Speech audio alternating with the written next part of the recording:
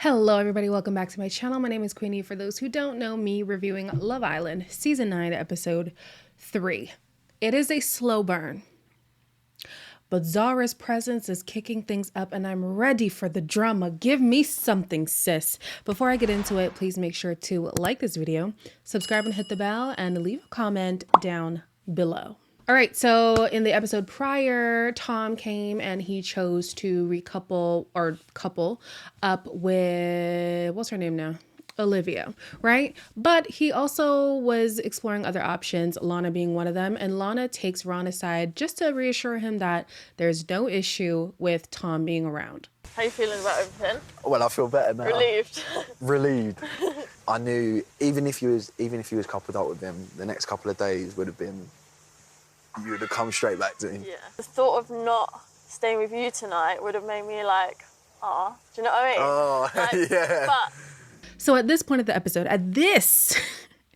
point of the episode, I'm here like, oh, okay, I could see them being together. You know what I mean? Like Ron seems like a guy who actually wants to settle down, not somebody who's coming for the experience of it all. Of course, everybody comes for the element of we're gonna become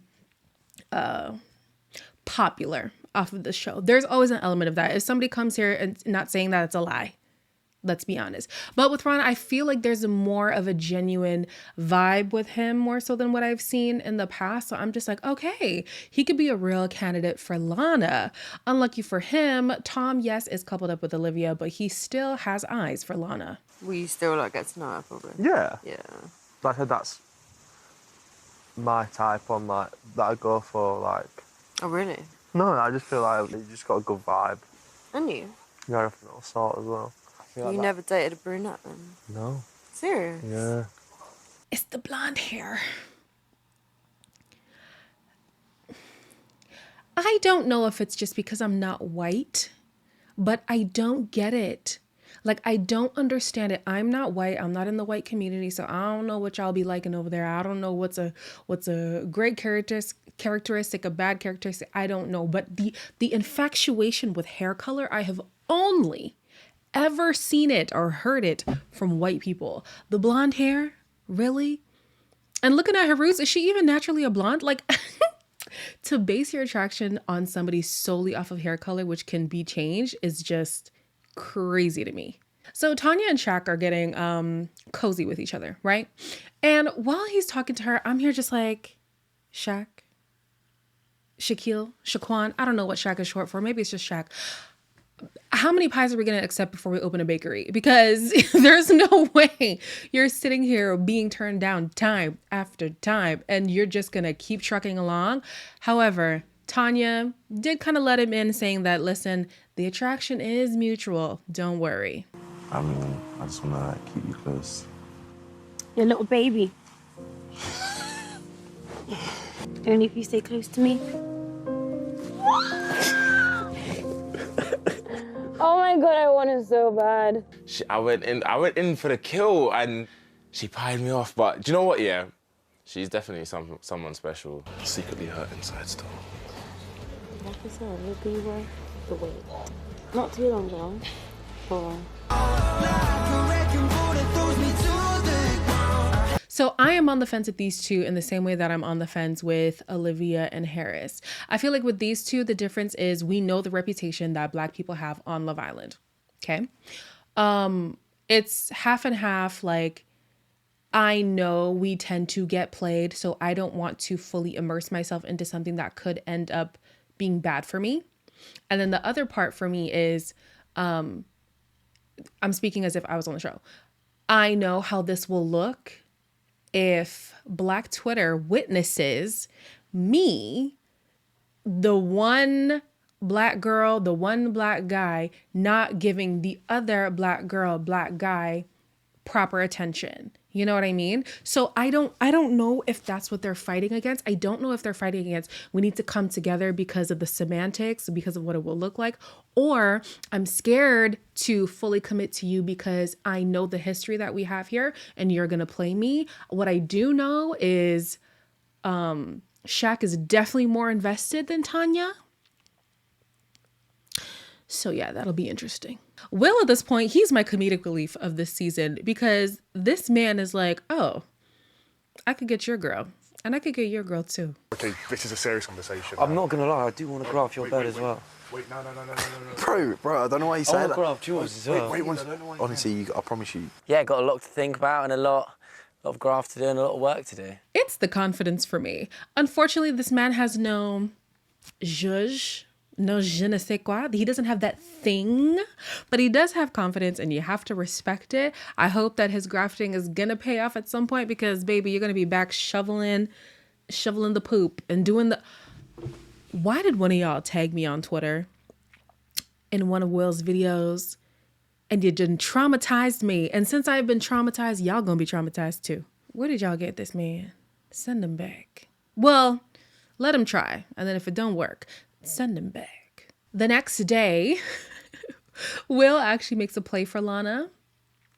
It didn't go well. Really get the graft on, that's why I pulled you for a chat. Because I would say you're like would be like my number one priority. Like, Oh, really? yeah, I'd say I like fancy you the most. So I think you're lovely. Yeah. But I've not got that, like, I don't think we've got a spark. And Right. maybe that's just not now. Yeah. But at the minute, it's not there for me. Yeah, I can't of lie course. to you. Maybe that's just because me and you just haven't had too many chit chats. So Yeah, I'll maybe. be pulling you all day today.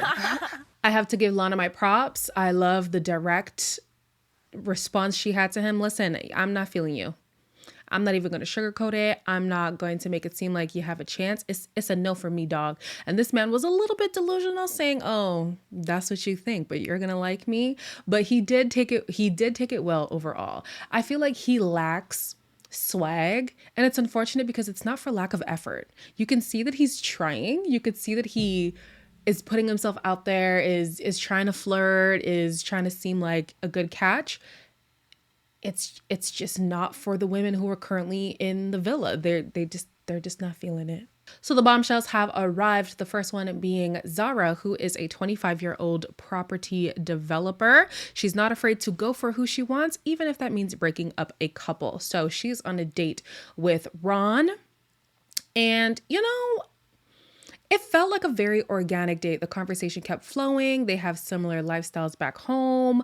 They love each other's aura. They're clearly very physically attracted to each other. I said, oh, okay, Zara, she's throwing a spanner in the works. So financial advisor. So like No finance. way! Yeah. Oh my gosh, I actually used to work as a power planner. Oh, did you? Yeah. No way. Something in common. Like an ambitious boy. It's important. You've got to know what you want in this life. I'm ticking boxes You are slowly. ticking boxes. Hope I am too. You are. Head could be on swivel. On swivel, on 180. It could be on swivel. Okay, Swear that's good to know I'm from not going you. to tell you completely. I'm going to keep my cards, close to my chest for now. I feel like you've said enough for me to know. I've got a bit of a green light. The next bombshell we have is David, who is a 24-year-old money advisor. He claims that he is smooth with his words and good with the ladies. I'm not going to say much. All I'm going to say is, Love Island, thank you for the representation, but he was supposed to be a bombshell. And I want to make it clear before somebody jumps down my throat talking about that was a mean comment to say, we know this show is all about superficiality. Okay. So when I look at somebody like David, it's not giving bombshells. So listen, I'm not on the show. I would never even be on the show. So who am I to talk? But yeah, I was just like, this one kind of fell flat for me. However, the date wasn't so flat. That's someone who you would normally go for, right? Yeah, exactly. Exactly, and I feel like that's your comfort zone. I feel like you need to step out of it. I feel like you're cheeky. I like it. So you're very, very cheeky. The man of my dreams could be you. Well, I'm already here. Exactly, you're here. So you we'll literally have just to said see exactly, so you agreed. Thank you. Confirmed. Tanya tells David she's definitely open to exploring things. She's not closing any doors whatsoever. They did have great banter between each other. They joked a lot. They flirted a lot. She was giving what he was also giving. It was a push and pull. It was also an organic date. I can't lie. It was great. Heads are turning. Heads are definitely turning. I don't think Tanya was fully looking at Shaq anyways, but the head is turning regardless. When Tanya debriefs the date with the women when she's back at the villa, I'm like, Shaquille, pick yourself up, baby, because she about to run. Oh, guys. God, what? This is where it's starting. Like, the journey is really, really starting. He was so confident. He was like, I think I'm going to turn your head. And I was like, Yeah, I think really? stop. I was giving it back as well. And I'm going to be very honest about it. I was giving it back, giving the flirt back as well. Yeah. I was like, oh my God, Shaq. Like, I still want to run over to him. But then I'm very much interested in David. So I'm like, devil and an angel right now. She's clearly enamored by David at the moment. But she still has a soft spot in her heart for Shaq. And I'm just like, I think she looks at Shaq kind of like a wet wipe at this point. She's comfortable with him. He is the one she's the most attracted to for the with the options that are given to her. But I think at the first sign of somebody who's genuinely interested in, who she's really attracted to, Shaq is gone. Even David, gone. David is like the new plaything for the moment, but I don't see her being into him for real. So I'm just like, yeah, Shaq, pick yourself up, baby boy. And it looks like he might in the preview, so we'll see how that goes. Then you have Zara and Ron talking about their dates, and I'm just like, Lana, honey, you better join the bus that Shaq is on. I said that your aura is so gorgeous. Like, you're really genuine guy. Like, I'm not here for games. I am genuinely... Yeah. That girl, yeah, Zara, is... She's bro, I'm like kind of lost for words. She's just ticking boxes. She's a singer, she's an actress, she's a dancer, she's a model. She does it all. Nana was obviously here because I've known her for a bit longer and ticking boxes, but now she's ticking boxes as well, and now it's proper on swivel. Ron is very seriously considering Lana as an option, and I cannot blame him because even when he's riddling off the things that he likes about Zara, it's a longer list than the list he has for Lana, at least from what we've heard. And then on top of that, with Lana, his whole thing was like, oh, maybe in a few days I'll start to like her. Whereas with Zara, it seems like he wants to pursue her right now. And the only loyalty he has to Lana is time. You know, if they would have come in at the same time, I don't think Lana would have been an option for Ron whatsoever. If Zara was in the picture, it seems like he has made his decision and we're just waiting for it to come to fruition. He even said, like, I know I'm gonna have to fend off the guys, and he's telling the other guys, like, she is amazing. My head is on a swivel. I'm like, okay, Ron, we get it. You like the girl. I hope she gives you this energy back that you are putting out there. That's all I have for you guys today. Like, comment, share, and subscribe, and I'll see you guys in the next one.